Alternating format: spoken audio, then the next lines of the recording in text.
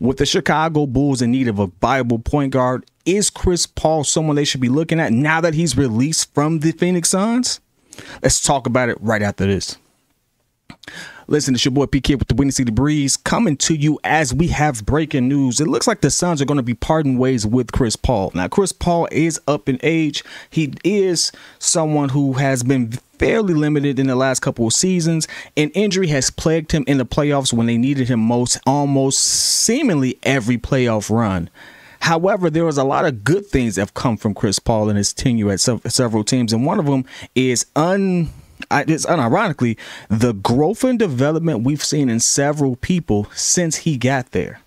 We take it back to OKC. We saw him pretty much lead that very young team against the Houston Rockets, who were the favorites, and I think they went 7. They were one play away from actually making it happen. Chris Paul was responsible for that. We go look at Devin Booker and his development. If you look at Devin Booker before Chris Paul got there to what he looks like after, at this point, totally different player. He's let the game come to him. That's something that you don't get unless you have a veteran who helps you in that process. Chris Paul did that. You look at even his tenure in the Clippers to keeping them competitive and things of that nature. He's helped people get the bag. Chris Paul did that. Point guards matter. Veterans matter. The Chicago Bulls need that type of leader. Chris Paul is not someone he is not your Patrick Beverley. He's not your run-of-the-mill 30th thing. Chris Paul is still I would say a top 20 point guard in this particular league simply because of his sheer knowledge and how he can orchestrate and put people in position. And that's really important and really key because that's what we were missing at the point guard position. And the attitude. Patrick Beverley came in from the sheer attitude, the grittiness, and things of that nature. He was able to have an impact to the point where we were like, hey, the Patrick Beverley effect is real. Chris Paul has that in spades. It's CP3, for God's sake. But this begs the question. Do you take a chance on him? What does that cost? What happens? Now, this being fairly relatively new, I don't want to make it seem as if I have all those details ironed out, but I do want to say that the impact that he could have is immense. He and as well as Russell Westbrook are two of the point guards from a veteran perspective, I said that we need to be looking at if they are available. Now, Russell was actually available as being a free agent. He may or may not go back to the Clippers. However, CP3, I did not expect to be released. And since he is, I think there's something that we should actually look at. But I want to hear your thoughts. Would you go ahead and bring him into the fold? Would you go and take a flyer on him? Do you think it would help? I think that helps on several different levels. And in fact, I actually go down and tell you who are some of the players who would benefit the most. That's not named Zach LaVine, because I think Zach LaVine would benefit a lot from having a point guard like him. But I think Ayo takes a leap. I think Kobe White takes a leap. I think Vooch's game evolves and it takes a leap. Why? Having a point guard to put you in a position does that. Look at how DeAndre Ayton, when running with Chris Paul and actually having DeAndre Ayton with Chris Paul, that two-man tandem, if you look at some of their games, beautiful game.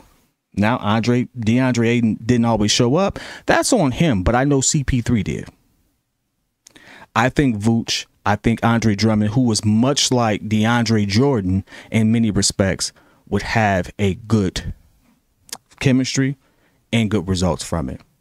I think of how we reminisce on what Chris Paul and Kobe would have looked like. Now, I'm not saying that DeMar DeRozan is a Kobe Bryant, but he does have a very similar game. Maybe not as explosive, maybe not the same tier, but definitely a similar type of game. We looked at that and maybe it's 10 years removed and 10 years too late even, but could it be impactful? I think so. I think so. I can't dismiss that at all when it comes to what that level of just sheer genius would look like. I would also like to say that Billy Donovan has a good relationship with Chris Paul.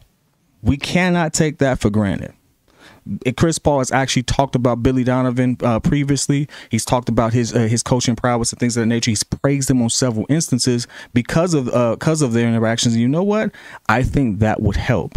If Chris Paul could stay healthy, he is an added resource. Let's really look at it.